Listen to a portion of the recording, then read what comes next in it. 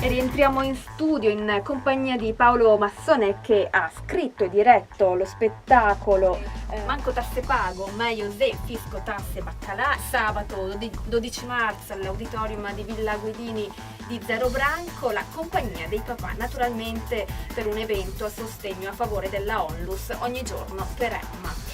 Paolo Massone, allora, Annalisa è andata via dicendo: guarda, fa veramente, esci piegata dal ridere. E in più dicevo anche che ci sono delle sorprese. Allora, questa è la seconda volta che facciamo questo spettacolo per l'associazione di Emma. Anche questo spettacolo cambia rispetto al precedente. Sono stati aggiunti 2 nuovi personaggi che dà una nota molto farsesca a tutto quanto. Insomma, la trama è quasi drammatica, sembrerebbe. È drammatica perché tratta un tema veramente drammatico, però è trattato in modo così molto leggero e con l'intenzione di riderci sopra un pochettino, dando vita a sta giostra di eventi finché appunto si culmina in un parallucerino, come si suol dire. E baccalà.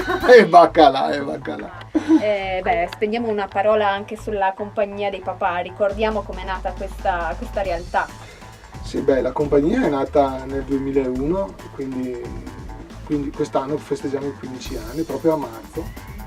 Il 16 siamo partiti, abbiamo fatto una parodia di Biancaneve e i 7 nani, divertendoci molto e divertendo molto il pubblico, al punto che l'anno successivo siamo sentiti richiamare da un ulteriore spettacolo, e così abbiamo preso in giro anche Cenerentola, dopo abbiamo preso in giro Cappuccetto Rosso con Robin Hood e Zorro, dando via appunto a una serie di eventi sempre tutti legati a opere umanitarie. Insomma, abbiamo aiutato diverse associazioni. Con Emma appunto è la 4ª volta che facciamo uno spettacolo, perché ci ha molto toccato questa cosa riguardo a questa situazione che sta vivendo Emma e i genitori di Emma.